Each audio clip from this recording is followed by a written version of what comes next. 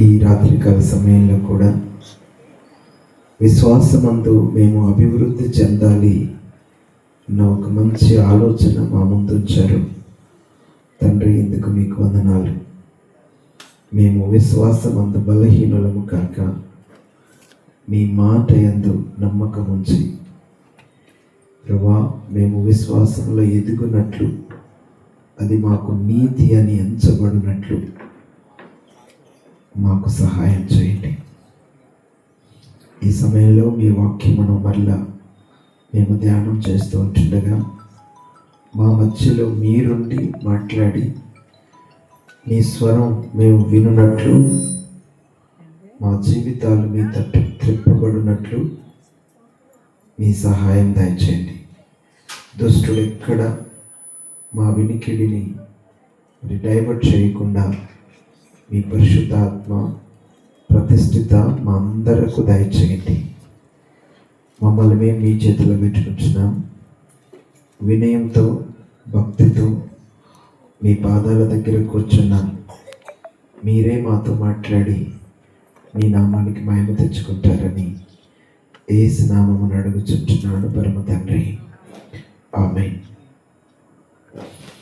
సరే, మనం ఈ పూట వాక్య ధ్యానం కొరకు కూడా 2 వాక్య భాగాలను నేను మీ ముందు చదువుతాను.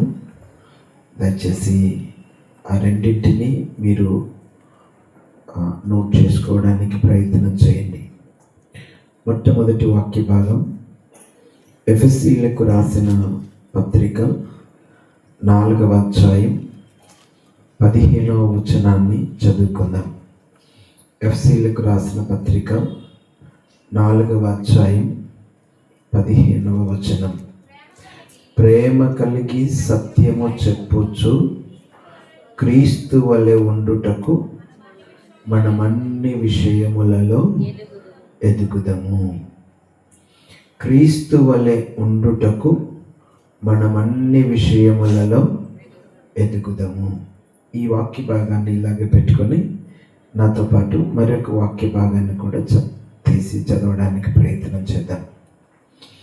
పేతురు రాసిన మొదటి పత్రిక 1వ అధ్యాయం. పేతురు రాసిన మొదటి పత్రిక 1వ అధ్యాయం మొదటి 2 వచనాలు చదువుతాను. యేసుక్రీస్తు అపోస్తలుడైన పేతురు, తండ్రి అయిన దేవుని భవిష్యత్తు జ్ఞానమును బట్టి ఆత్మ వలని పరిశుద్ధత పొందిన వారై విధేయులగుటకును యేసుక్రీస్తు రక్తము వలన ప్రోక్షింపబడుటకును ఏర్పరచబడిన వారికి, అనగా పొంతు, గలతియా, కపదోకియా, ఆసియా, బిథూనియా అను దేశముల యందు చెదిరిన వారిలో చేరిన యాత్రికులకు శుభమని చెప్పి వ్రాయినది. మీకు కృపయు సమాధానము విస్తరిల్లునుగాక. దేవుడి మాటలు మన వినికిడిలో ఆశీర్వదించునుగాక. ఒక వాక్యం దగ్గర మన ఆలోచన ప్రారంభించి మిమ్మల్ని చివరికి వచ్చేసరికి 2వ వాక్య భాగం దగ్గరికి తీసుకొస్తా. అందుకనే ఈ 2 వాక్య భాగాలు మీ ముందు ఉంచాను. పేతురు రాసిన ఈ పత్రికలో ప్రధానంగా నాకు ఈ 2 వచనాల్లో కావాల్సింది ఒకటే మాట. ఆత్మ వలన పరిశుద్ధత పొందిన వారై విధేయులగుటకును యేసుక్రీస్తు రక్తము వలన ప్రోక్షింపబడుటకును ఏర్పరచబడిన వారికి. ఆ ఒక్క మాట ఏమంటే, యేసుక్రీస్తు రక్తము వలన ప్రోక్షింపబడుటకు ఏర్పరచబడిన వారికి ఈ పత్రిక రాస్తూ వచ్చారు. దేని చేత ప్రోక్షించబడ్డారంట? యేసుక్రీస్తు రక్తము చేత ప్రోక్షించబడ్డారు. ఈరోజు మనం ఆ రక్త ప్రోక్షణ అన్న విషయం కోసం ధ్యానం చేద్దాం. ఆ రక్త ప్రోక్షణ ఎందుకు అవసరం వచ్చిందో దాని గురించి పూర్తి వివరణ కొంతవరకు సమయాన్ని బట్టి నేను మీకు అందించడానికి ప్రయత్నం చేస్తాను. ఈ రక్త ప్రోక్షణ అనేటటువంటి విషయానికి వస్తే, అసలు విశ్వాసులమైన మనం, దేవుని సంఘమైన మనం యేసుక్రీస్తు రక్తము వలన ప్రోక్షింపబడుటకు ఏర్పరచబడ్డాం. ఎందుకు ఏర్పరచబడ్డామంట? యేసుక్రీస్తు రక్తము వలన ప్రోక్షింపబడుటకు. ఆ రక్తము ప్రోక్షింపబడుటకే దేవుడు మనల్ని ఏర్పరచుకున్నాడు. అసలు ఆ రక్తము ఎందుకు ప్రోక్షించబడినది అన్న విషయంగా ఆలోచన చేస్తే మీ మనసులో ఈ ఆలోచన పెట్టుకొని ధ్యానంలోనికి రండి. అదేమంటే, దేవుడు ఒక మంచి మాట చెప్తాడు. హెబ్రీలకు రాసిన పత్రిక 9వ అధ్యాయం 22వ వచనంలో అంటాడు కదా, ధర్మశాస్త్రం ప్రకారం సమస్త వస్తువులను రక్తము చేత శుద్ధి చేయబడుననియు, రక్తము చెందింపకుండా పాప క్షమాపణ కలుగదనియు సామాన్యముగా చెప్పవచ్చు. ఈ రక్తము చెందించకుండా పరిశుద్ధత కలుగదు. ధర్మశాస్త్రమును బట్టి సమస్తమైన వస్తువులు దేని చేత శుద్ధి అవుతున్నాయంట? రక్తము చేత శుద్ధి అవుతున్నాయి. దేవుడు అసలు ఈ నిబంధన ఎందుకు పెట్టాడు అన్న విషయానికి వస్తే, మనల్ని ఈ క్రొత్త నిబంధనలోనికి, ఈ రక్త నిబంధనలోనికి తీసుకురావడానికి గల ప్రధానమైన కారణం ఏంటి అని గన ఆలోచన చేస్తే, మనము దేవుని సన్నిధానములో నీతిమంతులమై నీతిమంతుడైన క్రీస్తు వలె మనము ఉండుటకు. నీతిమంతుడైన క్రీస్తు వలె మనం ఉండడం కోసం ఈ యొక్క నీతి ధర్మాన్ని ఆది నుంచి దేవుడు మనకు ఉంచాడు. మనుషుడు పాపం చేసి దేవుని ఆజ్ఞను అతిక్రమించి దేవునికి దూరస్తుడై దేవుణ్ణి ఎరుగని స్థితిలోనికి వెళ్ళిపోయినప్పుడు ఆ పాపం మనిషిని దేవునికి దూరం చేసి, ఆ పాపము వలన దేవుని దృష్టికి మనుషుడు దోషి అయి నిలిచినప్పుడు మనిషిని తిరిగి తన స్థానానికి, పరిశుద్ధ సన్నిధానానికి, దేవుని సన్నిధిలోనికి తీసుకురావడానికి తప్పకుండా జరిగింది ఏమంటే, ఏ పాపి అయితే, ఏ మనుషుడైతే పాపము చేసి పాపాన్ని బట్టి మరణం తెచ్చుకున్నాడో, ఎందుకంటే అదే చెప్పాడు కదా, ఈ పండు తినుదినము నా నిశ్చయముగా మీరు చచ్చదనని అన్నాడు.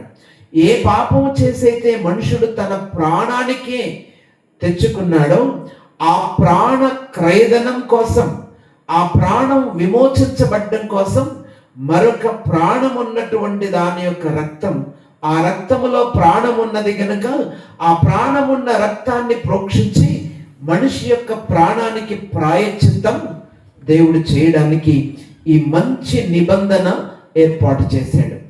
మనం బైబిల్లో అంచాడు కదా, పాపం వలన వచ్చు జీతం మరణం అన్నాడు. పాపము చేసిన మనం ఆ పాపాన్ని బట్టి వచ్చే మరణంతో మరణానికి నిత్యము బానిసలమై ఉంటుండగా, ఆ మరణ భయం చేత పట్టబడిన వారమై ఉంటుండగా, ఆ మరణము నుంచి తప్పించబడ్డానికి దేవుడు మంచి మార్గాన్ని ఏర్పాటు చేసి నీ మరణం తప్పించడం కోసం ఆ ప్రాణమున్న రక్తాన్ని ప్రోక్షించి, ఆ రక్త ప్రోక్షణను బట్టి మరణము నుండి నిన్ను తప్పిస్తా ఉంటున్నాడు. పాపము నుండి, దాని యొక్క శిక్ష నుండి తప్పిస్తా ఉంటున్నాడు. సరేనండి, ఈ రక్త ప్రోక్షణం అని అన్నారు కదా, దీని వివరణ ఏంటి, బైబిల్ దీనికోసం ఏం చెప్తుంది అన్న విషయం కానీ ఆలోచన చేస్తే, ఇప్పుడు నేను మిమ్మల్ని పాత నిబంధనలోనికి తీసుకొని వస్తా. అక్కడికి వెళ్తే కానీ మనకు అసలు ఈ నిబంధన ఎందుకు దేవుడు ఇలా పెట్టాడు అన్న విషయం మనకు అర్థమవుతుంది. ఒకవేళ పాత నిబంధనలోనికి వెళ్ళి కానీ ఆలోచన చేస్తే, ఈ రక్త ప్రోక్షణ అన్న విషయానికి వచ్చి 4 సందర్భాల్లో ఈ రక్త ప్రోక్షణం కోసం చెప్తూ వచ్చాడు. ఎన్ని సందర్భాలు? 4 సందర్భాలు. మీరు జాగ్రత్తగా నోట్ చేసుకోనండి. 4 సందర్భాల్లో ఈ ధర్మశాస్త్రమందు పాత నిబంధనలో రక్త ప్రోక్షణం కోసం చెప్తూ వచ్చినాడు. మొదటి విషయం చెప్తున్నా. మొదటి సందర్భం ఏంటి అనంటే, ఒక మనుషుడు కుష్ఠరోగము చేత బాధపడుతూ ఆ రోగము చేత పాడైపోతూ ఉండేటటువంటి సమయంలో ఆ రోగము నుంచి విడుదల పొంది, ఎందుకంటే పాత నిబంధన కాలంలో కుష్ఠరోగం వచ్చినటువంటి వాడు అపవిత్రుడిగా ఎంచబడి పాలెము వెలుపల అరణ్యములో బ్రతకాల్సి ఉంటది. వాడు పాలెములోనికి రావడానికి వీలు లేదు. ఒకవేళ పాలెము ఊరులో నుండి అవతలికి దాటిపోవలసి వస్తే ఆ నిబంధన ఏంటనంటే, తన వెనుకాల ఒక కంప కట్టుకొని అది ఈడ్చుకుంటూ దారిన వెళ్ళేటప్పుడు అపవిత్రుడను అపవిత్రుడను అపవిత్రుడనని కేకలు వేస్తూ ఆ వీధిలో గుండా పరిగెత్తి బయటకు వెళ్ళిపోవాల. ఎప్పుడైతే ఈ కేకలు వినబడుతూ అపవిత్రుడను అపవిత్రుడనన్న కేకలు వినబడతాయో అప్పుడు ఆ వీధిలో నడిచే వారందరూ కూడా పక్కకు తొలగిపోయి వారి వారి ఇళ్ల లోపలికి వెళ్ళిపోతారు. అప్పుడు ఆ దారిలో ఎవ్వరూ లేకుండా ఉన్నప్పుడు వాడు పరిగెత్తుకొని ఊరు దాటి బయటకు వెళ్ళిపోవాల. ఇది కుష్ఠరోగికి ఉన్నటువంటి పరిస్థితి. ఒకవేళ వాడు శుద్ధుడై దేవుని సన్నిధానంలో తిరిగి మనలా పాలెములోనికి వచ్చి జనసాంద్రములో బతకాలి అనుకుంటే, వాడు బాగుపడి ప్రజల్లోనికి తన కుటుంబంలోనికి వచ్చి బ్రతకాలి అనుకున్నప్పుడు తప్పకుండా వాడు ఈ రక్త ప్రోక్షణ కిందికే రావాలి. ఆ మాట లేవియాకాండం 14వ అధ్యాయం మీరు నోట్ చేసుకొని తర్వాత చదవచ్చు. ఇప్పుడు నాతో వినండి, అక్కడ ఉన్న సంగతే చెప్తా నేను. లేవియాకాండం 14వ అధ్యాయం 1వ వచనం నుండి 7 వచనాల వరకు కానీ చదివి చూస్తే అక్కడ ఏమంటాడనంటే, కుష్ఠరోగి పవిత్రుడని నిర్ణయించిన దినమున వానికి ఏం చేయాలి అనంటే వాడు ఒక పని చేయాల. వాడు ఏం చేయాలి అనంటే యాజకుని దగ్గరికి వాడు రావాల. యాజకుని దగ్గరికి వచ్చి ఆ కుష్ఠరోగం పోయి వాడు శుద్ధుడు అని నిర్ధారణ చేయబడ్డం కోసం, వాడు నిర్ధారణ అయిన తరువాత వాడు పరిశుద్ధుడు శుద్ధి చేయబడ్డాడు అని చెప్పబడ్డానికి, సమాజంలోనికి వెళ్ళడానికి దేవుని మందిరములో ఒక నియమం ఉన్నది. ఆ నియమం ఏంటనంటే ఒక 2 పరిశుద్ధమైన పక్షులను తీసుకొని రావాలా. ఏం చేయాల? 2 పరిశుద్ధమైన పక్షులను తీసుకొని రావాలా. వాటితో పాటు ఒక దేవదారు కర్ర తీసుకొని రావాలా. దానితో పాటు ఎర్రని నూలు తీసుకొని రావాలా. దానితో పాటు ఒక కొత్త కుండను తీసుకొని రావాలా. ఇవి తీసుకొని యాజకుని దగ్గరికి వచ్చినప్పుడు యాజకుడు ఏం చేస్తాడంటే వానిని తోడుకొని పాలెము వెలుపలికి తీసుకొని వచ్చి ఆ పాలెము వెలుపల, ఊరు వెలుపల పారే నీటి దగ్గరికి వాడిని తీసుకొని వస్తాడు. పారే నీటి దగ్గరికి తీసుకొని వచ్చి ఆ పాలు నీళ్ళలోనికి వారిద్దరు వెళ్ళి ఆ 2 పక్షులు తీసుకొని వచ్చినాడు కదా, అందులో ఒక పక్షిని చంపాల. ఒక పక్షిని చంపి దాని రక్తం ఆ కుండలో, ఆ కొత్త కుండలో పోయాల. పిండేసిన తరువాత ఇప్పుడు ఏం చేయాలి అని అంటే అతడు తెచ్చిన దేవదారు కర్ర, తెచ్చిన ఎర్రని నూలు, ఆ 2వ పక్షి కూడా ఉంది కదా, ఈ వాటన్నిటిని కూడా ఆ కుండలో ఉన్న రక్తములో ముంచేయాల. అలా ముంచిన తరువాత ఇప్పుడు ఆ రక్తము తీసుకొని వాడి మీద ప్రోక్షించాల. ఆ రక్తము తీసుకొని వాడి మీద ప్రోక్షించినప్పుడు వాడు శుద్ధుడు అని నిర్ధారణ చేయబడుతుంది.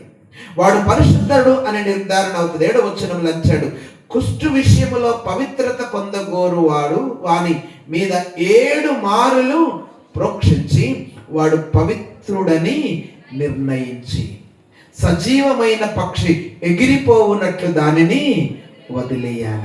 ఇదండి ఒక కుష్ఠరోగి శుద్ధి అయ్యి వాడు శుద్ధుడై తిరిగి జనములోనికి వచ్చి తన కుటుంబంతో తన ప్రజలతో కలిసి బ్రతకాలి అని అంటే ఈ విధంగా ఆ పక్షి యొక్క, పవిత్రమైన పక్షి యొక్క రక్తము వారి మీద 7 మార్లు ప్రోక్షించబడగా వాడు ప్రోక్షించబడిన తరువాత ఆ రక్తము చేత వాడు శుద్ధి అవుతాడు. ఇప్పుడు వాని రోగం పోయి వాడు కుష్ఠరోగి కాదు, ఇప్పుడు శుద్ధుడు, పరిశుద్ధుడు అని నిర్ధారణ అయినాక వాడు తిరిగి జనములోనికి వచ్చి తన కుటుంబంతో బ్రతకొచ్చు. ఇది మొదటిసారి ఆ రక్త ప్రోక్షించడం అన్న విషయం, మొదటి సందర్భం. ఈ విధంగా ప్రోక్షించబడిన తరువాత వాడు ప్రజల్లోనికి వచ్చి బతకొచ్చు. వాడిక ఎక్కడికి వచ్చి బతకొచ్చుగా వాడు ప్రజల్లోనికి వచ్చి బ్రతకొచ్చు.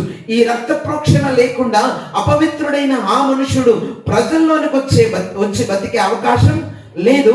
వాడు ఒకవేళ ప్రజలలో కలిసి బతకాలి అని అంటే తప్పకుండా ఈ రక్త ప్రోక్షణ కిందికి వాడు రావాల్సిందే. ఇది మీరు అట్లా మనసులో పెంచుకోనండి.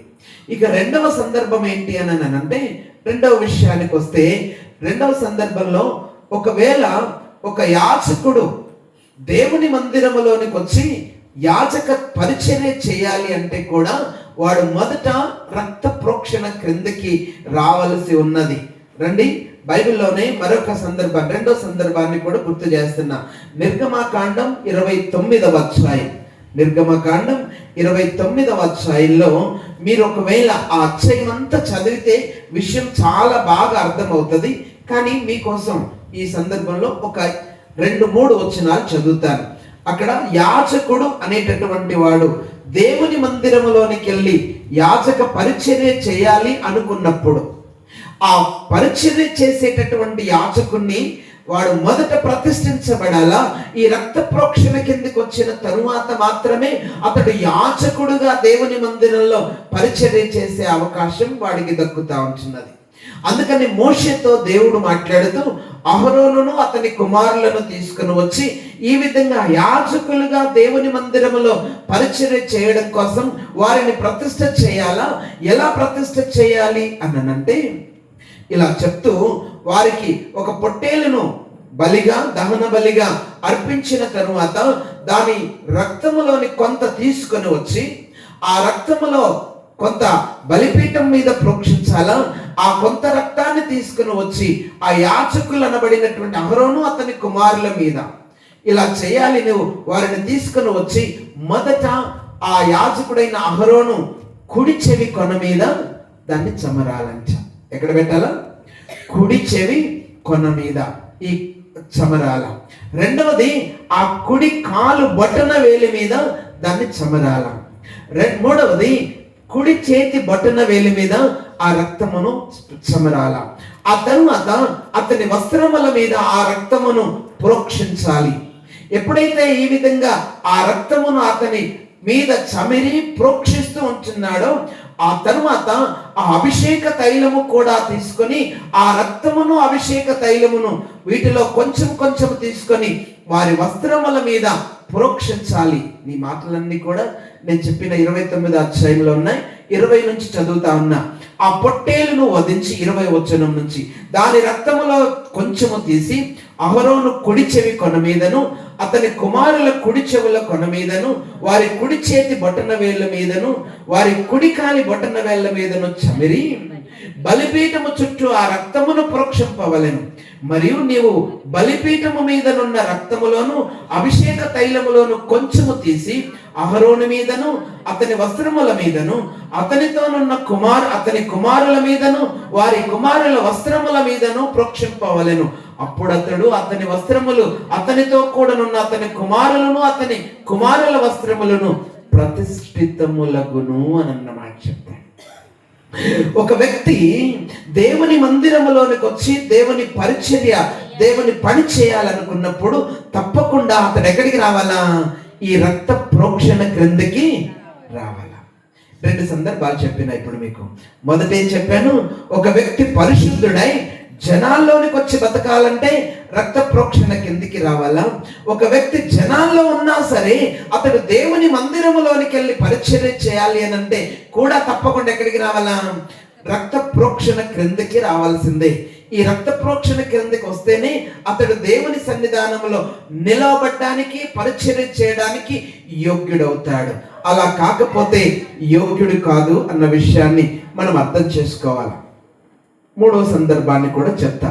3వ విషయానికి వస్తే మీరు ఇప్పుడు లేవియాకాండం 16వ అధ్యాయానికి వస్తే 3వ విషయం అక్కడ మనకు తెలియచేయబడుతుంది అన్నమాట.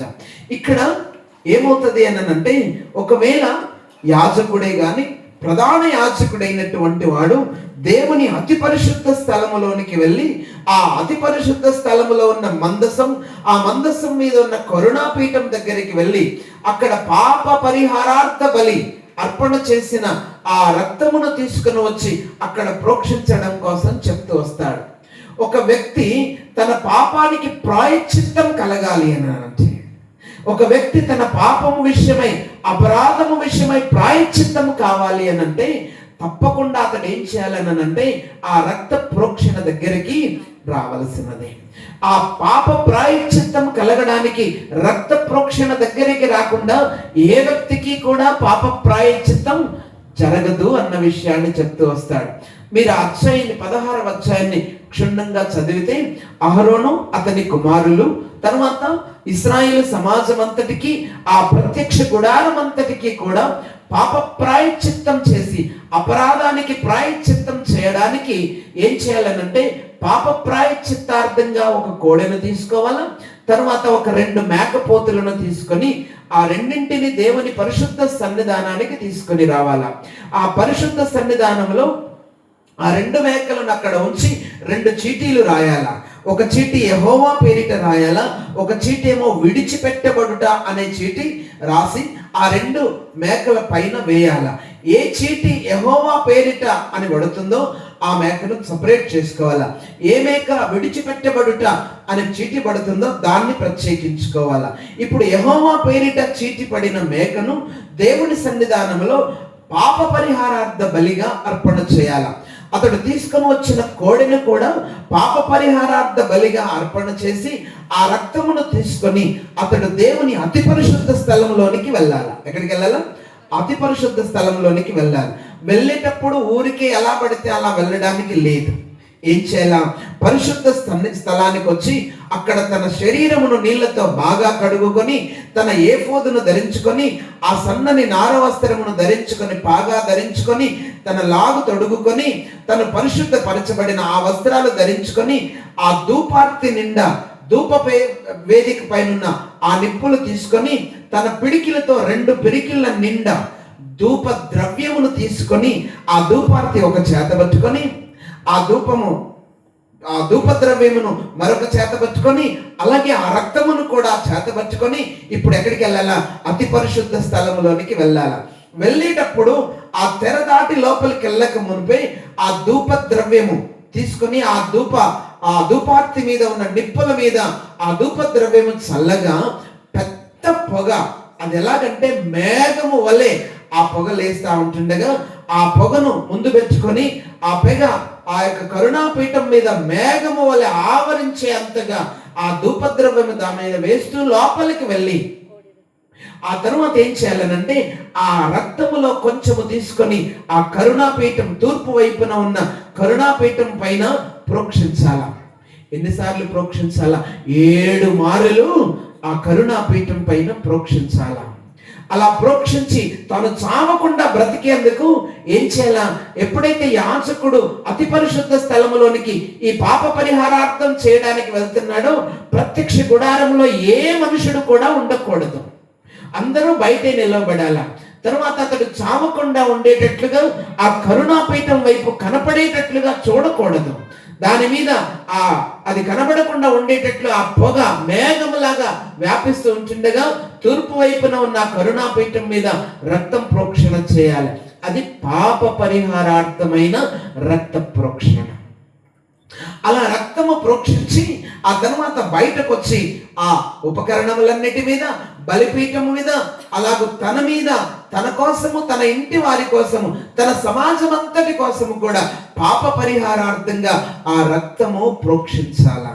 ఎప్పుడైతే ఆ రక్తము ప్రోక్షించబడుతూ ఉంటున్నదో అది వారికి పాప పరిహారార్థ బలి అవుతా ఉంటున్నది. 14వ వచనం చదువుతా, ఒక్క మాట మీకు అర్థం కావడానికి. అధ్యాయమంతా మీరు రాసుకున్నారు. 14వ వచనం. అప్పుడు అతడు ఆ కోడె రక్తములో కొంచెము తీసుకొని తూర్పు ప్రక్కను కరుణాపీఠం మీద తన వేలితో ప్రోక్షించి కరుణాపీఠం ఎదుట తన వేలితో ఆ రక్తము కొంచెము 7 మారులు ప్రోక్షించాల. అలా ప్రోక్షించినప్పుడు అతనికిని అతని ఇంటి వారికిని తర్వాత తన సమాజం అంతటికి అక్కడ ఉన్నటువంటి ఆ యొక్క ప్రత్యక్ష గుడారములో ఉన్న ఉపకరణాలన్నిటికీ కూడా పాప ప్రాయశ్చిత్తం జరుగుతూ ఉంటున్నది. ఆ విధంగా ఒక వ్యక్తి పాపానికి ప్రాయశ్చిత్తం జరగాలి అని అంటే 3వ మాట చెప్పాను, రక్త ప్రోక్షణ క్రిందకి రావాలా. అందుకని ఇందాక చదివాను, రక్తము చిందింపకుండా పాపానికి ప్రాయశ్చిత్తం లేదు. అది ప్రాయశ్చిత్తం జరగాలి అని అంటే రక్తం చిందించాల్సిందే అని సాధారణంగా చెప్పొచ్చు అని హెబ్రీ పత్రికలో మనం చదువుతూ వచ్చిన 3 చెప్పా. 1, ఒక మనిషి సమాజంలోనికి వచ్చి పరిశుద్ధులతో కలిసి బతకాలన్నా రక్త ప్రోక్షణ కిందికి రావాలా. ఒక మనిషి సమాజంలో పరిశుద్ధుల మధ్యలో ఉన్న వ్యక్తి కూడా దేవుని సన్నిధిలో పరిచర్య చేయాలన్నా రక్త ప్రోక్షణ కిందికి రావాలా. ఇప్పుడు ఆ రక్త ప్రోక్షణ క్రిందికి వచ్చిన మనుషుడైనా సరే దేవుని సన్నిధానంలో పాప పరిహారార్థముగా రక్త ప్రోక్షణ జరిగితేనే అతడు దేవుని సన్నిధిలో అంగీకరించబడతాడు, లేకపోతే చస్తాడు. లేకపోతే ఏమవుతాడు? చచ్చిపోతాడు. అతడు చావకుండా బ్రతికి తన పాపం విషయమై పరిహారం చేసుకొని ప్రాయశ్చిత్తం జరగాలి అని అంటే ఆ రక్త ప్రోక్షణ క్రిందకి రావాలా. ఇలా రక్త ప్రోక్షణ కిందకి వచ్చిన తరువాత ఇప్పుడు 4వ మాట చెప్తున్నా, జాగ్రత్తగా వినండి. మరొకసారి రక్త ప్రోక్షణ ఎందుకు చేశారు అన్న మాటకు వస్తే, ఇది నిబంధన రక్త ప్రోక్షణ అని అన్నాడు. ఏదంటే అది నిబంధన రక్త ప్రోక్షణ. రండి నాతో పాటు నిర్గమకాండం 24వ అధ్యాయం.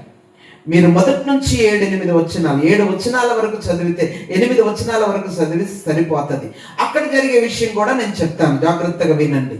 అక్కడ ఏం జరుగుతుంది అంటే, ఇశ్రాయేలు ప్రజలు సీనాయి పర్వతం దగ్గరికి వచ్చినప్పుడు, ఆ సీనాయి పర్వతం దగ్గర వారంతా పాలెముగా కూర్చొని దిగి ఉంటుండగా మోషేను దేవుడు సీనాయి పర్వతం దగ్గరికి పైకి పిలుస్తాడు. పైకి పిలిచి అక్కడ ఆయనకు దేవుని ధర్మశాస్త్రము మోషేకు ఇస్తూ వస్తాడన్నమాట. ఆ సమయంలో దేవుడు మోషేకు ధర్మశాస్త్రం ఇస్తున్నప్పుడు ఆ నిబంధన ప్రజల కొరకు ఇస్తుండగా మోషేను, అహరోనును, తర్వాత నాదాబును, అబీహును, తర్వాత 70 మంది పెద్దలతో కూడా ఆ పర్వతానికి సమీపంగా ఎక్కి రమ్మని చెప్తూ వస్తాడు. వారు పర్వతం దగ్గరికి వచ్చిన తర్వాత దేవుడు మోషేతో మాట్లాడుతూ, వారందరూ అక్కడే ఉండాలా, నీ ఒక్కడే మాత్రమే నా సన్నిధానానికి రావచ్చు అని అన్నాడు. అప్పుడు మోషే ఒక్కడు మాత్రమే ఆ యొక్క దేవుని సన్నిధానానికి చేరుకున్నాడు, ఆ పర్వతం పైన. అక్కడికి చేరినప్పుడు దేవుడు మోషేతో అంచాడు, ఎవరు ఏ మనుషుడు కూడా ఈ పర్వతాన్ని తాకూడదు, ముట్టకూడదు అని చెప్పాడు. ఆ తర్వాత మోషే దేవుని సన్నిధానానికి చేరినాక దేవుడు ప్రజలేమి చేయాలో ఆ నిబంధన గ్రంథమును ఇచ్చాడు. ఏది? ధర్మశాస్త్రాన్ని దేవుడు మోషే ద్వారా ఇచ్చాడు. అదే మనకి ఇప్పుడు 5 కాండాలు మనం చూస్తున్నాం కదా. ఆ నిబంధనలన్నిటినీ కూడా దేవుడు ఇచ్చినప్పుడు ఆ నిబంధనలన్నిటినీ మోషే చక్కగా రాసుకున్నాడు. ఆ రాసుకున్న గ్రంథమును తీసుకొని ఆ యొక్క పాలెములో ఉన్నటువంటి ప్రజల దగ్గరికి వచ్చాడు. ఇప్పుడు ఆ కొండ దిగి ఆ పెద్దలతోనూ నాదాబు, అబీహు, అహరోనుతో కలిసి మరలా పాలెములోనికి వచ్చి అప్పుడు యవనస్తులను పిలిచినాడంట. యవనస్తులను పిలిచినప్పుడు ఆ యవనస్తులు వెళ్ళి 12 గోత్రముల లెక్క చొప్పున 12 స్తంభములను కట్టి బలిపీఠాన్ని కట్టి ఆ బలిపీఠం మీద దహన బలులను, సమాధాన బలులను అర్పించారు.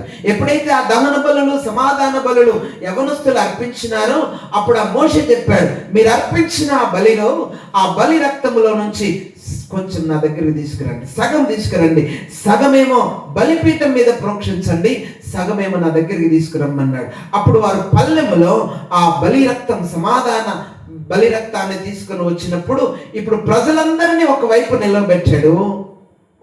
నా చూస్తున్నారు కదా, ఆయన చేతిలో రాసుకొని ఉన్నటువంటి ఇలాంటి ధర్మశాస్త్ర గ్రంథాన్ని ఒక పక్క పెట్టాడు. ఇప్పుడు అన్నాడు, ఈ గ్రంథంలో రాయబడిన విషయాలన్నీ నేను మీకు చదువు చూపిస్తున్నా, మీరు జాగ్రత్తగా విని మీ సమాధానం ఏంటో నాకు చెప్పాలి అని చెప్పి ఆ గ్రంథాన్ని అలా విప్పేసి చదవడం ప్రారంభించాడు.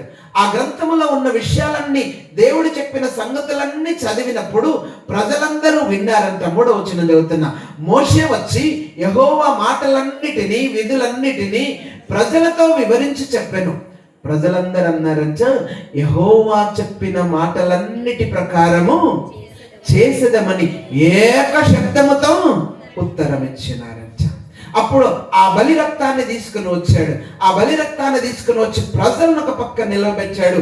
ఇప్పుడు ఆ ధర్మశాస్త్ర గ్రంథాన్ని అక్కడ ఉంచాడు. అప్పుడు ఏమన్నాడు, మరలా ఆ యొక్క గ్రంథమును వారి ముందు 7వ వచనం చదువుతున్నా, అతడు నిబంధన గ్రంథము తీసుకొని ప్రజలకు మరలా వినిపిస్తూ వచ్చాడు.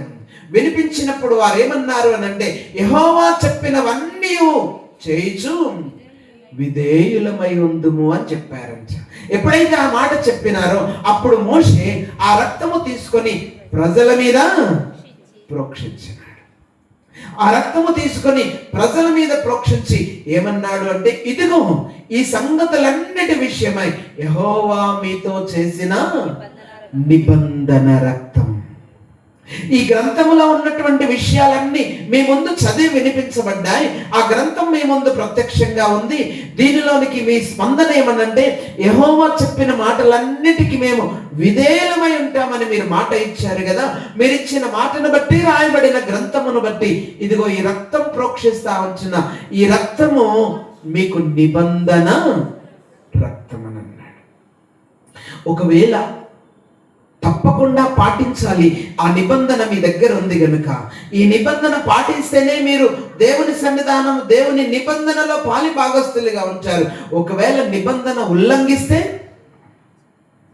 అదే నిబంధన రక్తముతో చేసిన నిబంధన గనుక ఈ నిబంధన ఉల్లంఘిస్తే ఏమవుతుంది? నా వల్ల కాలేదు, నేను చేయడం నాకు ఇష్టం లేదు, ఆయన ఎన్నో చెప్తాడండి, చెప్పినవన్నీ చేయాలంటే నేను నా వల్ల అవుతుందా, ఏమి చేయను, నా ఇష్టం, చేస్తే చేస్తాను, చేయకపోతే చేయను అని నీ ఒకవేళ ఇశ్రాయేలు ప్రజలు అనుకొని అలాగ చెయ్యకపోతే ఏమైనా ఉందంటారా? ఏం చేయాలా, ఏమవుతారు అన్న విషయానికి వస్తే ఒక్క మాటే చదివి చూపిస్తాలండి. ఒకవేళ వారు నిబంధనను ఉల్లంఘిస్తే, నిబంధన ప్రకారంగా నడుచుకోకపోతే వారు ఏమవుతారు అన్న విషయాన్ని గురించి మాట్లాడుతూ ఒక వచనం చదివి చూపిస్తారండి. ఇర్మియా గ్రంథం 34వ అధ్యాయం, ఇర్మియా గ్రంథం 34వ అధ్యాయం రండి. 18, 19 వచనాలు తెలుగు బైబిల్లో కలిసే ఉన్నాయి. 18, 19 వచనాలు అక్కడ అంచాడు, మరియు నా సన్నిధిని తాము చేసిన నిబంధన మాటలు నెరవేర్చక దానిని అతిక్రమించిన వారిని ఏమంటారు? మీరందరూ తీసారా? అక్కడ ఏముంది? తాము 2 భాగములుగా కోసి వాటి మధ్య నడిచిన దూడతో సమానులుగా చేయుచున్నాను.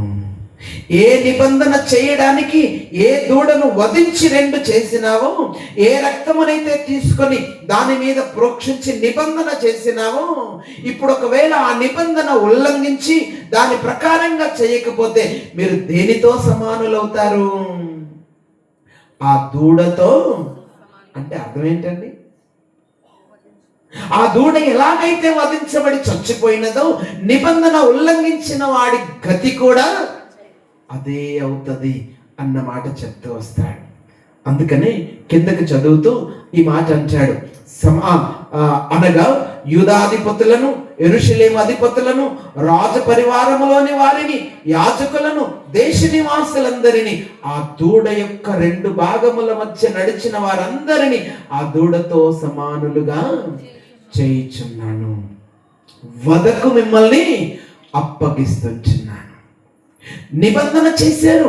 రక్త నిబంధన ఎందుకు చేసినానంటే, ఏదైతే నా కొరకు చంపబడి తన రక్తాన్ని చెందించిందో ఆ రక్తము సాక్షిగా నేను ప్రమాణం చేస్తా ఉంటున్నా, ఈ నిబంధన ఉల్లంఘించకుండా నిబంధనకు లోబడి బ్రతుకుతా నేను అని ఆ రక్తము మన పైన ప్రోక్షించబడగా, ఈ రక్తము సాక్షిగా, ఆ చనిపోయిన జంతువు సాక్షిగా నేను ఈ నిబంధనకు లోబడి ఉంటా అని నిబంధన చేసుకుంటూ నిబంధనలోనికి వచ్చిన ఇశ్రాయేలు ప్రజలు ఆ మొదటి నిబంధనలోనికి వచ్చినారు, ఉల్లంఘించి శిక్షార్హులైనారు. ఇప్పుడు పాత నిబంధనలో రక్త ప్రోక్షణ అందుకు జరిగింది. మరి మన సంగతి ఏంటి? సరేనండి, ఇంతసేపు ఇశ్రాయేలు ప్రజలు ఎలాగో రక్త నిబంధనలోనికి వచ్చారో చెప్పారు. మరి ఇప్పుడు మనకి ఆ రక్తానికి నిబంధనకు సంబంధం ఏమో లేదు కదా అన్న మాట చెప్తే, ఇప్పుడు మరలా పేతురు అన్న అదే మాట చెప్తూ వస్తాడు. పేతురు రాసిన పత్రికలో మనం చదివినాం కదా, మొదటి పత్రిక 1వ అధ్యాయం 2వ వచనంలో, ఇప్పుడు మీరు ఎక్కడికి వచ్చినారంట? యేసుక్రీస్తు, చదవండి ఆ మాటే, యేసుక్రీస్తు రక్తము వలన ప్రోక్షింపబడుటకు ఏర్పరచబడినారు. ఏ రక్తం చేత ప్రోక్షించబడుతున్నారంట? వారైతే ఆ రక్తం చేత ప్రోక్షించబడ్డారు. 4 విధాలు చెప్పాను. ఇప్పుడు మీరు, మనం అయితే ఏ రక్త ప్రోక్షణ కిందకి ఏర్పరచబడ్డామంట? ఇది కోడెల రక్తము కాదు, మేకల రక్తము కాదు, పశువుల రక్తము కాదు. యేసుక్రీస్తు ప్రభువారు దేవుడే స్వయాన దిగి వచ్చి ఆయన ఏమంచాడు? ఇదిగో పశువుల రక్తము చిందించి దాని రక్త ప్రోక్షణ కిందకి మిమ్మల్ని తీసుకుని వచ్చిన, అయితే నా నిబంధన ఉల్లంఘించి మీకు ఇష్టమైనట్టు చేశారు, నా ప్రేమనంతగా వెల్లడి చేసిన దాన్ని మీరు అర్థం చేసుకోలేదు కనుక నేను మీతో మరలా నిబంధన చేస్తా ఉంటున్నా, నేను మీతో ఒక క్రొత్త నిబంధన చేయాలనుకుంటున్నా. అది ఏ నిబంధన అంటే, ఇంతకు ముందు చేసినట్టు జంతువుల రక్తముతో నేను మీకు నిబంధన చేయదలుచుకోలేదు. ఏ నిబంధన చేస్తున్నానంటే, నా స్వరక్తముతోనే మీతో నిబంధన చేస్తున్నా. దాన్ని ఏమన్నాడనంటే, క్రొత్త నిబంధన అని అన్నాడు. ఆ రక్త ప్రోక్షణ చేసి దాన్ని ఏమన్నాడు ఆయన? క్రొత్త నిబంధన. ఏమన్నాడు అక్కడ? కొత్త నిబంధన అన్న మాట చెప్తూ వచ్చినాడు. ఇప్పుడు నిశ్చయంగా మనం ఆ క్రొత్త నిబంధన క్రిందకు వచ్చినాం. క్రొత్త నిబంధన క్రిందకు వచ్చినాం. రెండు వచనాలు చూపిస్తాను నేను మీకు. ఈ నిబంధన అర్థం కావడానికి బైబిల్లో చెప్పిన మాటను ఒక 2 వచనాలు చూపిస్తా. మీరు కొత్త నిబంధన క్రిందకి ఎలా వచ్చినారన్న మాట చెప్పడం కోసం మత్తయి సువార్త 26వ అధ్యాయం 28వ వచనంలో యేసుక్రీస్తు ప్రభువారు చివరి రాత్రి, ఆ అప్పగించబడనైన రాత్రి ఆయన శిష్యులతో కలిసి పస్కా భోజనం చేయడానికి కూర్చున్నారు. ఆ పస్కా భోజనం చేస్తుండగా ఆయన ఒక రొట్టెను ఎత్తుకున్నారు, కృతజ్ఞతాస్తుతులు చెల్లించారు. ఇది మీ కొరకై విరవబడనైన నా శరీరం అని అన్నాడు. ఆ తర్వాత వారు భోజనం చేసి అది తిన్న తరువాత 28వ వచనంలో ఈ మాట ఇలాగ చెప్తూ వస్తాడు. 28వ వచనంలో ఆయన ఒక గిన్నె చేత పట్టుకున్నాడు. ఆ పట్టుకున్న గిన్నెను పట్టుకొని కృతజ్ఞతాస్తుతులు చెల్లించి, దీనిలోనిది మీరు తాగండి, ఇది నా రక్తం, అనగా పాప క్షమాపణ నిమిత్తం అనేకుల కొరకు చిందించబడుతున్న ఏ రక్తం అంచాది? నిబంధన రక్తం. ఆ రక్తం నిబంధన. ఏ రక్తం అంచా? ఇంతకు ముందు కోడెల పశువుల యొక్క రక్తం చిందించబడి ఇశ్రాయేలు ప్రజలతో నిబంధన చేశాను, ఉల్లంఘించారు వాళ్ళు. ఇప్పుడు నేను మరలా వచ్చాను, నా రక్తముతోనే మీతో నిబంధన చేస్తున్నాను.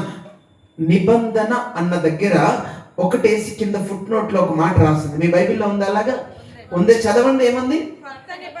క్రొత్త నిబంధన అని అన్నాడు. ఏ నిబంధన అంటే అది?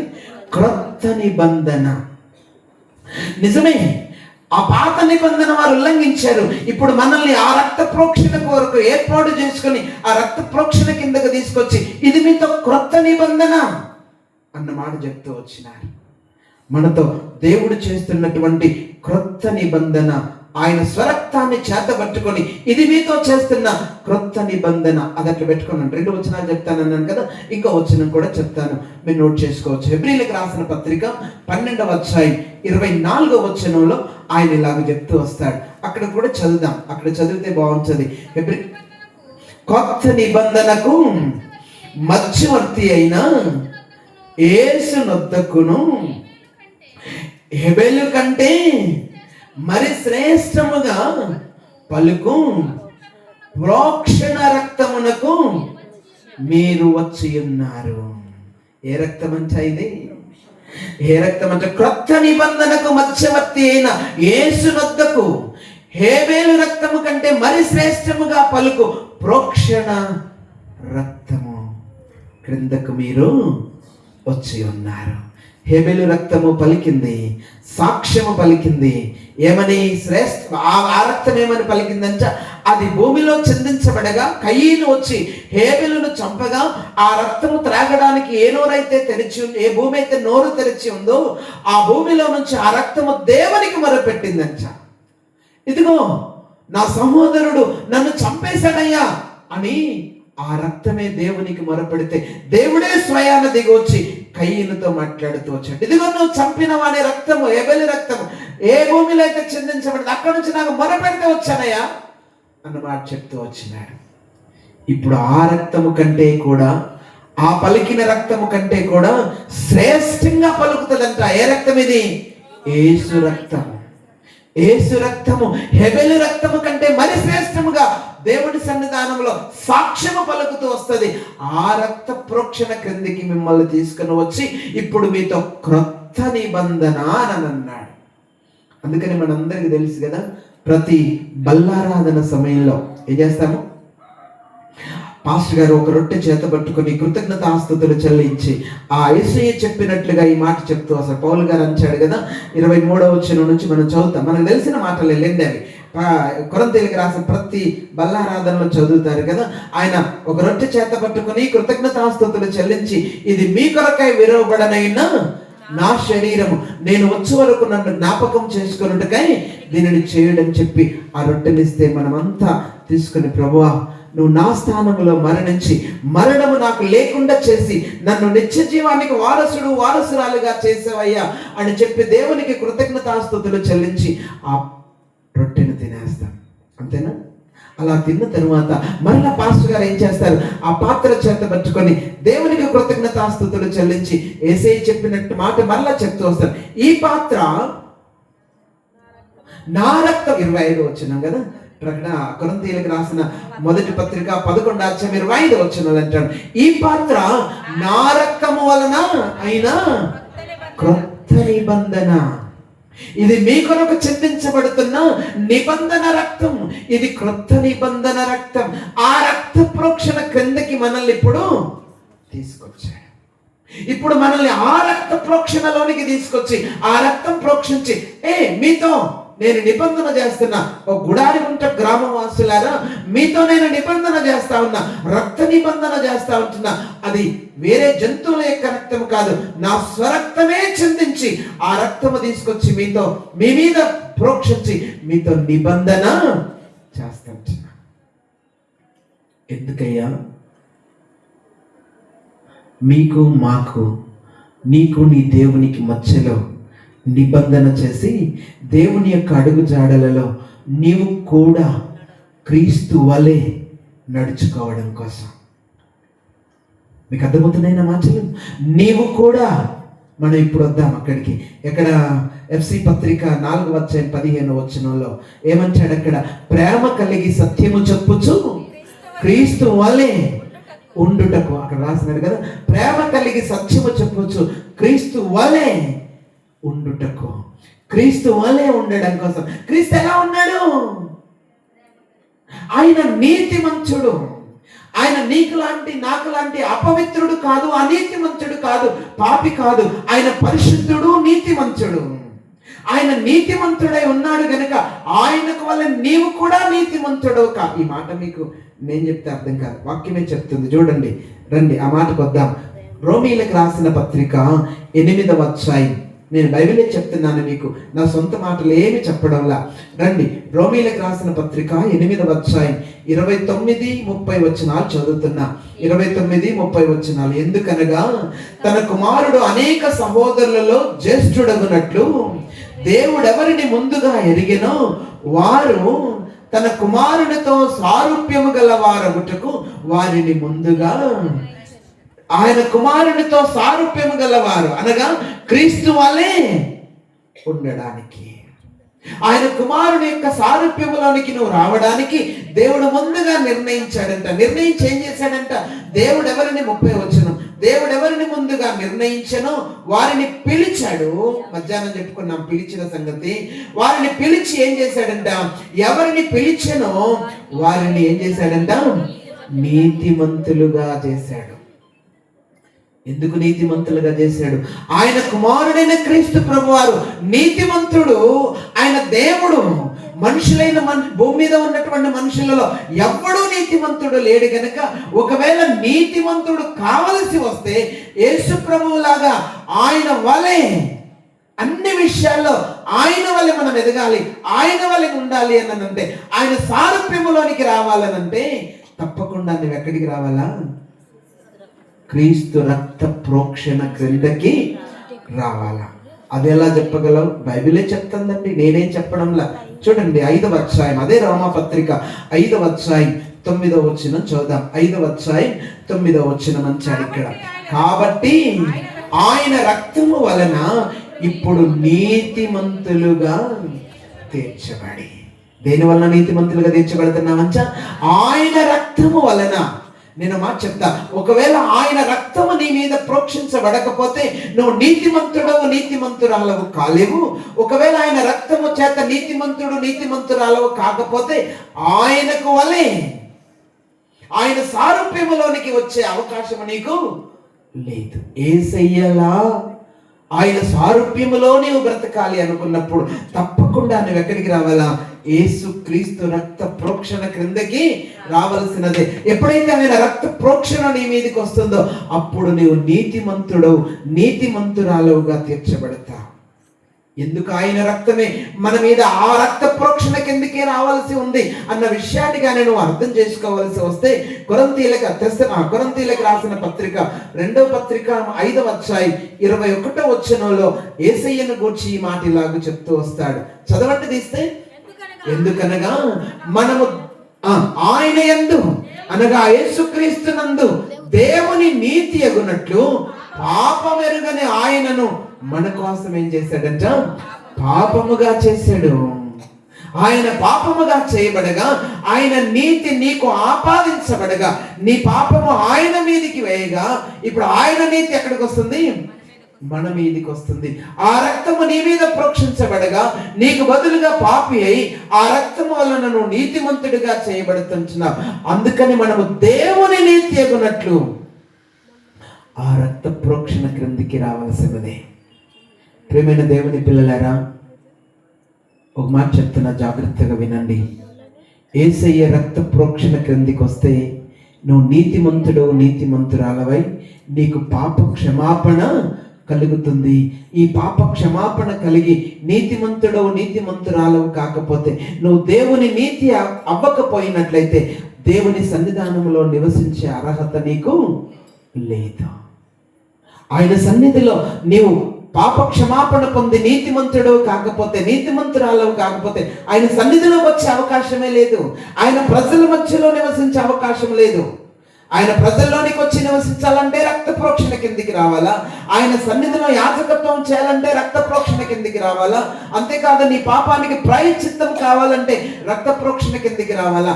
దేవునితో నిబంధన కలిగి బ్రతకాలనంటే ఆ నిబంధన రక్త ప్రోక్షణ క్రిందికి నీవు రావలసినదే. అలా వచ్చినప్పుడే నీ పాపానికి ప్రాయశ్చిత్తం కలుగుతా ఉంటున్నది. 2 వచనాలు చెప్తా. నీ పాపానికి ఆ రక్తం ఎలా ప్రాయశ్చిత్తం చేసి నిన్ను పరిశుద్ధతలోనికి నడిపిస్తుంది అన్న విషయానికి వస్తే చాలా వచనాలున్నా ఒక మాట చదువుదాం. ఎఫ్సీలకు రాసిన పత్రిక మొదటి అధ్యాయం, ఎఫ్సీలకు రాసిన పత్రిక మొదటి అధ్యాయం 7వ వచనంలో ఇలాగ రాస్తాడు. మొదటి అధ్యాయం 7వ వచనం ఇలాగ చెప్తాడు, చదవండి. దేవుని కృపా మహదైశ్వర్యమును బట్టి ఆ ప్రియుని యందు ఆయన రక్తము వలన మనకు విమోచనం, అనగా మన అపరాధములకు క్షమాపణ మనకు కలిగి ఉన్నది అన్నమాట చెప్తాడు. ఆయన రక్తమును బట్టి మనకు విమోచనం అంటే ఏంటంటే మన అపరాధములకు క్షమాపణ మనకి కలుగుతా ఉంచున్నది. ఇప్పుడు రండి, యోహాను రాసిన మొదటి పత్రిక మొదటి అధ్యాయం 7వ వచనంలో ఇలాగ అంచాడు. మొదటి పత్రిక మొదటి అధ్యాయం 7వ వచనం, అయితే ఆయన వెలుగులో ఉన్న ప్రకారము మనమును వెలుగులో నడిచిన ఎడల మనము అన్యోన్య సహవాసము గలవారమై ఉందుము. అప్పుడు ఆయన కుమారుడైన యేసు రక్తము మన ప్రతి పాపము నుండి మనలను, ఆయన కుమారుడైన యేసు రక్తము ప్రతి పాపము నుండి మనలను పవిత్రులనుగా చేస్తా ఉంది. ఈ రోజు నువ్వు శుద్ధి అయి దేవుని సన్నిధానానికి వెళ్ళి పరిశుద్ధురాలవు కావాలి అని అంటే ఆయన కుమారుడైన క్రీస్తు రక్తములో ప్రోక్షించబడితే తప్ప నీకు క్షమాపణ లేదు. ఆయనకులా బతికే అవకాశము నీకు లేదు. ఆ రక్త ప్రోక్షణ క్రిందికి వచ్చి ఆ రక్తములో నిన్ను నీవు కడిగి శుద్ధి చేసుకొని, ప్రభా నా అపరాధములన్నీ క్షమించు, నన్ను శుద్ధి చేయి అని ఆయన దగ్గరికి వచ్చి మనము మన పాపములను ఒప్పుకున్నట్లయితే, అక్కడే అంచాడు 9వ వచనంలో ఏమంచాడు? మనము మన పాపములను ఒప్పుకొని ఎడల ఆయన నీతిమంతుడు, నమ్మదగిన వాడు గనుక ఆయన మన అపరాధములను క్షమించి సమస్త దుర్నీతి నుండి మనలను పవిత్రులనుగా చేస్తాడు. నిన్ను పవిత్రురాలుగా ఆయన రక్తములో కడిగి శుద్ధి చేసి పవిత్రపరుస్తాడు. ఆయన దగ్గరికి వచ్చి నీ అపరాధాన్ని ఒప్పుకొని, నీ పాపం ఒప్పుకొని క్షమించమని అడిగితే తప్పకుండా నీకు పాప క్షమాపణ ఇస్తూ వస్తాడు. నిన్ను శుద్ధి చేస్తాడు. నీ యొక్క మనస్సాక్షిని కూడా శుద్ధి చేస్తాడు. ఇంకొక వచనం చదువుదామా? 2 చెప్పారు కదా అని అనబాకండి. 7వ అధ్యాయం హెబ్రీలకు రాసిన పత్రిక 9వ అధ్యాయం, హెబ్రీ పత్రిక 9వ అధ్యాయం 14వ వచనం ఇలాగ చెప్తుంది. హెబ్రీ పత్రిక 9వ అధ్యాయం 14వ వచనం అంచాడు కదా, నిత్యుడగు ఆత్మ ద్వారా తన్ను తాను దేవునికి నిర్దోషినిగా అర్పించుకొనిన క్రీస్తు యొక్క రక్తము నిర్జీవ క్రియలను విడిచి జీవము గల దేవుని సేవించుటకు మీ మనస్సాక్షిని ఎంతో ఎక్కువగా శుద్ధి చేస్తుంది. మిమ్మల్ని శుద్ధి చేస్తుంది. మీ మనస్సాక్షిని శుద్ధి చేస్తా ఉంది. జీవము గల దేవుని సేవించుట కొరకు ఆయనకు వలె ఆయన సన్నిధానములోనికి చేరి వచ్చి క్రీస్తుతో పాటు కలిసి నువ్వు లేచి క్రీస్తుతో పాటు పరలోకానికి చేరి ఆ క్రీస్తుతో పాటు పరలోకమందు ఆయన సన్నిధానంలో కూర్చుండి ఆ మహోన్నతుని ఆ సన్నిధానంలో ఆయనను సేవించడానికి నీ మనస్సాక్షిని ఎంతో ఎక్కువగా శుద్ధి చేస్తా ఉంటున్నది. ఏది శుద్ధి చేస్తా ఉంది? ఆ యేసుక్రీస్తు రక్త ప్రోక్షణ. అది తప్ప నీకు శుద్ధి చేసేది మరొకటి లేదు. ఎక్కడికి పోయినా నీ పాపానికి శుద్ధి అవ్వడం అనేది జరగదు. పాప క్షమాపణ కలగడానికి ఆ రక్త ప్రోక్షణ కిందికి రావాల్సిందే. మనుషులు ఇది పక్కకు పెట్టి చాలా మంది ఏం చేస్తున్నారంటే, మాకు ఇక్కడ పరిశుద్ధత కలుగుతుంది, అలా చేస్తే పరిశుద్ధత వస్తుంది, ఇలా చేస్తే నా పాపాలన్నీ పోతాయి, నా అపరాధములన్నీ పోతాయి అని చెప్పి వాళ్ళకు తోచిన పనులన్నీ చేస్తా ఉంటున్నారు. కానీ వారి పాప క్షమాపణ కలిగిందనే నిర్ధారణలోనికి మాత్రం రాలేకపోతా ఉంటున్నారు. ఎన్నో చేస్తా ఉన్నారు, వారికి తోచిన స్థలానికి పరిగెడతా ఉన్నారు, తోచినవన్నీ చేస్తా ఉన్నారు. అయినా సరే ఇర్మియా అంటాడు కదా, తెలుసు కదా మనకి, వారు విస్తారమైన సబ్బు రాసుకొనినను క్షారముతో కడుగుకొనినను వారి పాపము మరకవలే కనబడుచు ఉంటున్నదని అంటాడు. వారి పాపము మరకలాగా కనబడుతూ ఉంటున్నది. మిమ్మల్ని మీరు శుద్ధి చేసుకోమని అంటే వారికి తోచినట్టు చేస్తా ఉన్నాను. నేను మాట చెప్తా, మీకు తోచినట్టు చేయడం కాదు మనుష్యుడా, దేవుడు చెప్పినట్టు చేసి ఆ రక్త ప్రోక్షణ కిందికి వచ్చినట్లయితే నీకు శుద్ధి అవుతుంది, పరిశుద్ధపరచబడతావు, పాప క్షమాపణ జరుగుతుంది, అపరాధానికి పరిహారం జరుగుతూ ఉంటుంది. ఎప్పుడైతే నీ అపరాధానికి పరిహారం జరుగుతుంటున్నదో ఆ నీతిమంతుడైన క్రీస్తు వలె నీవు కూడా మారుతూ వస్తావు. ఆయన పోలికలోనికి, ఆయన సారూప్యతలోనికి నీ వస్తావు. ఆయనను ధరించుకున్న వారం అవుతాం. ఆయనతో కలిసి బ్రతికే ఆ మంచి అవకాశాన్ని దేవుడు మనకు అందిస్తూ వస్తాడు. అందుకనే మనం ఈనాడు క్రీస్తు ప్రభువును రక్షకునిగా అంగీకరించడం మాత్రమే కాకుండా మనం పాప క్షమాపణ పొందిన వారమై ఆ రక్తములో మనల్ని మనం శుద్ధి చేసుకొని పరిశుద్ధపరచబడినట్లయితే క్రీస్తును ధరించుకున్న వారం అవుతాం. ఒక మాట చదువుతున్నా మీకోసం.